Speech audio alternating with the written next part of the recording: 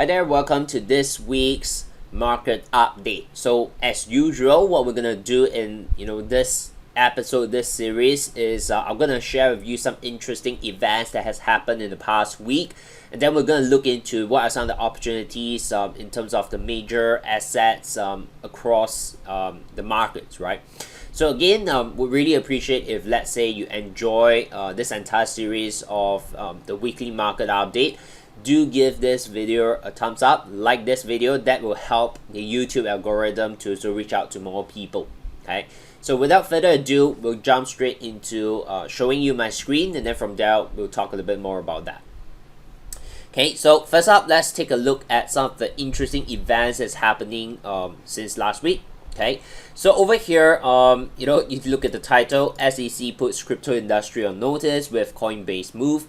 Okay, so for the past 2 weeks, we have been looking at crypto and sharing with you guys in terms of events and articles as well, talking about, first off, how Malaysia starts to ban off Binance, and then, the next week it was Singapore. Okay, and then right now what we're seeing is that in the US, regulations are picking up as well. Okay, so from this perspective, okay, you definitely need to start paying very close attention to the crypto market in terms of regulation as well, because this might also directly have an impact in the prices of related crypto, right? Now, my personal opinion over here is that cryptocurrencies, blockchain technology is probably going to stay in the future, right? It's going to be with us moving forward as a new asset class. Okay. However, the interesting point that you want to then also take note of, right? I might not have an answer to it right now, but the interesting point is that crypto is towards decentralization, right? Where you do not have kind of like a central body to control the movement of finance. Okay, but at the same time, when we are moving towards decentralization in the crypto environment, governments are starting to lose the power and the control over it. Okay, and that's not something government would love to. Okay, they would like to have that kind of control and regulatory body and such. Right, so it's definitely going to be a conflict between crypto, blockchain technology of where the direction is heading, and what the government would really love to. Okay, and with that, regulations are definitely going to be stricter, and you're going to see a lot more of all these events happening. Okay, so when you are investing or even, let's say, trading into a crypto market, you need to be aware of all these things happening, because it can have a direct impact of how the prices move. Okay, so do take note of that. Other than that, I personally feel that if today you're not involved in the crypto environment yet, it's always good to allocate perhaps a very small portion of your portfolio to gain some exposure in it. At least then you will not fall back into when this eventually became or become mainstream. Okay, so that's my personal opinion, but it's still very speculative and it's still very volatile. So do be cautious, even though I mentioned that it's good to have a small portion of your portfolio in it. Okay. The other interesting event that happened is back to China. Okay, so for the past 2 weeks, we see China crack down, right? First up on the online tuition industry. Okay, following then we have also like some wealthy individual artists, right, in China. Okay, and then right now we are seeing this article here related to gaming industry as well. Okay, so China is definitely moving a little bit, I wouldn't even say it's a little bit, but it's probably moving towards the ideology of socialism. Okay, now we are not going to discuss about ideologies over here. Okay, we're not going to talk about what benefits and pros and cons about it. But this is something directly is going to impact investors that is invested in China market. Okay, so for me, I still strongly stand on the belief that it's not the best time to be invested in China yet, right? Simply because of all the uncertainty that's happening. Okay, and it really can change overnight. Okay, and as an investor, that is an unnecessary risk that you want to put yourself in. Okay, will certain stocks that were hit recently recover very strongly? I'm not sure. Okay, and I can tell you no one will know, right? Because from a profit organization, if the government in China decide to turn it into non-profit, it basically disrupt the entire business model, right? And as an investor, if you're invested because the business are profiting, and right now the government are limiting its profitability, then how would that affect the share price? Okay, think about that. Okay, so for me, I still strongly believe that there's so much more opportunities outside China that you can really still look to profit from, right? And there's no need for us to kind of like put our money in such environment where uncertainty is still really the main bug of the issue. Okay, and even over here, just to point out, right? Because I'm not like a true fan of Katie Wood, but Katie Wood also start to cut their positions in China, okay, and over here, quote unquote, dramatically, which interesting as well, right? Because I always thought like Katie Wood is more towards the, I would say the kind of like the contradiction part, right, where she likes to go against the majority, but again, no right or wrong, but it's pretty interesting, okay, that Katie Wood or ARK Invest is also cutting their China positions over this period of time. Okay, but at the same time, you have like BlackRock, one of the largest hedge funds, strongly encouraging its investors to actually double down onto China investors, right? So again, in any situation, I think in the market there are always both sides of a coin, but the idea is again back to you, right? As an individual investor, what is your investment thesis? I think that's very, very important. Okay, so for me, I'm very, very clear. I'm not gonna touch into China market. Okay, but I think opportunities are still available out there outside China. Okay, now another thing that happened last week, of course, is ECB press conference and the monetary policy statement. Okay, so the statement over here from ECB is they did talk about slowing down, or the term here is tapering. Okay, their purchases or their QE program in a way, right? Let me find that. Okay, let me see, right? Somewhere in the article just now I saw it. Okay, yeah, basically over here. Okay, ECB earlier announced that it will be slowing its bond purchases. Yeah, so that is, in other words, tapering. Okay, but to understand a little bit deeper, they are only slowing down on the program of PEPP, which is actually kick-started. It started off because of COVID pandemic. Okay, and now they do have like two different kind of QE program, right? One is like specifically for the pandemic event. Over here, right, you can see here pandemic emergency purchase program, and then of course there's the other one, which is their typical kind of like QE program. Okay, so in terms of the tapering, it's really just the PEPP. Okay, yes, it's still reducing the amount of money that's being released into the economy as a stimulus. Okay, but it's not like the typical your default QE program. Okay, so the effect on the market might not be very, very clear, right? As we have seen in the euro dollar last week as well. It's not like euro starts strengthening, right? In fact, it did went the other way a little bit. Okay. However, moving forward, I think most of the developed countries are starting to talk about tapering, right? Even including in the US, Australia, RBNZ as well. Okay, so definitely you want to keep a very close watch as to what are some of the central bank decision making in terms of like the tapering process from here.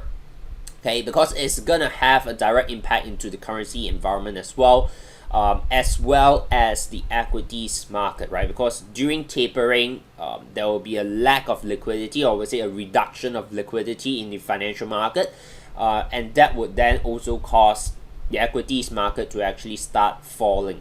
Okay, so do take note. I think it's not about whether they are gonna do tapering, but it's more about when. Okay, and of course the pace of which they're gonna do tapering.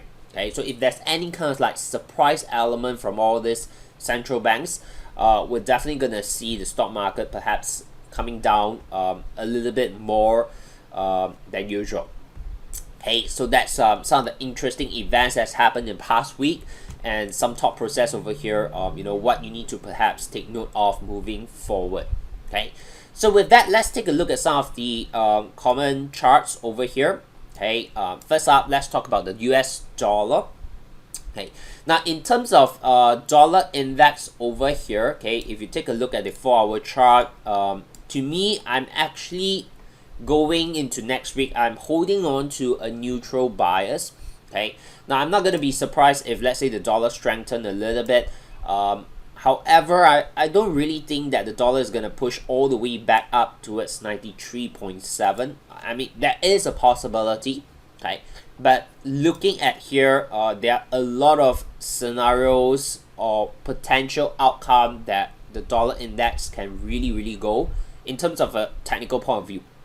Okay, so I'm actually holding towards more of a neutral bias, and wait and see what's next. Okay, so if, let's say, I give you some example, right? Let's say if this is just gonna do a consolidation for next week, then there's a good chance this will pop back up. Okay, however, if, let's say, next week we're gonna go in and then this starts to go higher but in a very slow environment, then this would likely pop back down. Okay, so as of today, when I'm recording this video, we do not have that piece of information, right? And therefore, I'm gonna maintain a neutral bias on the dollar going into next week, and we'll see how price develops from there. I might get a better decision as to whether to buy the dollar or whether to focus on the sell side of it. Right?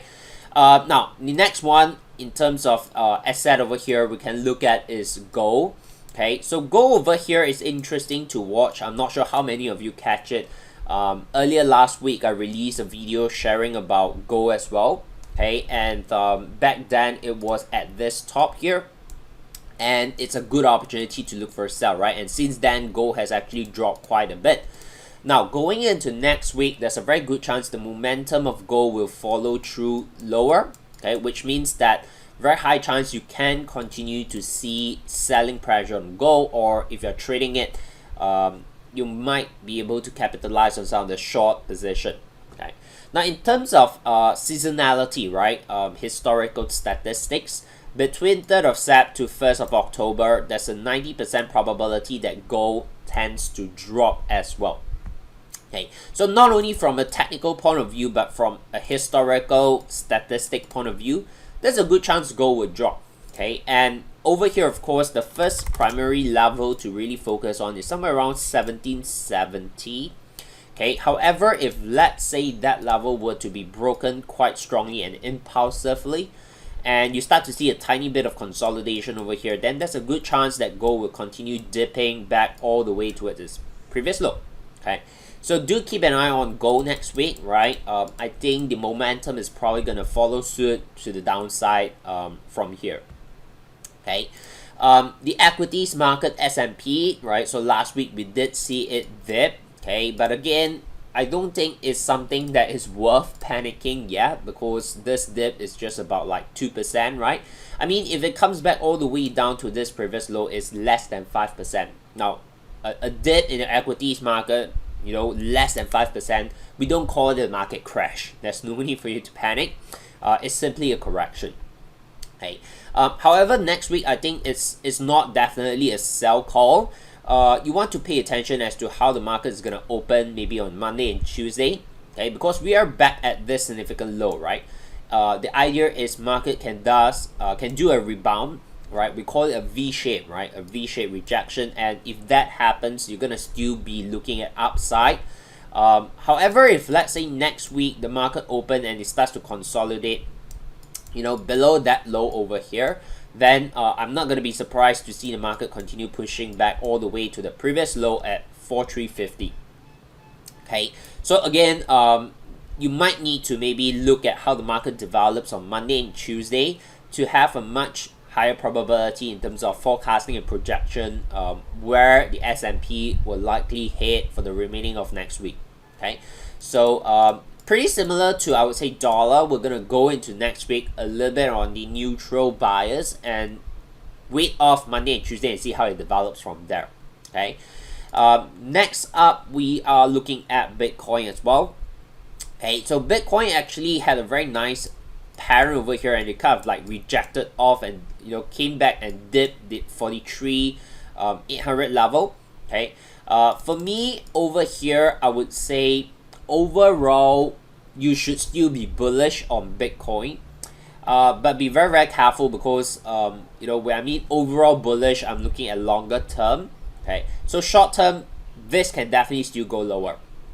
Okay, so keep an eye on, again, same thing, how it's going to develop for the next 2 days first.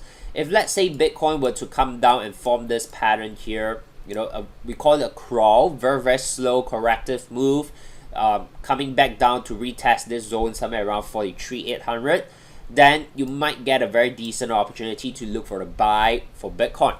Okay, however, if let's say Bitcoin were to continue to do its consolidation and we see an impulse break, a strong break below 43,800, and then follow that a consolidation here, then we might see Bitcoin falling back all the way towards maybe somewhere around 37,000 area.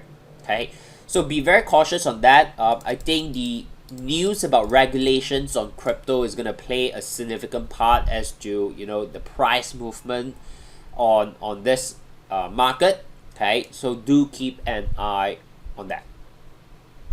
Okay, so with that, I hope I give you or provided you some insights into the market for next week. Okay, now if you enjoy something like that, kind of like a weekly quick summarized update, again, I would really appreciate, do like this video because that would really help YouTube algorithm to kind of reach out to more people.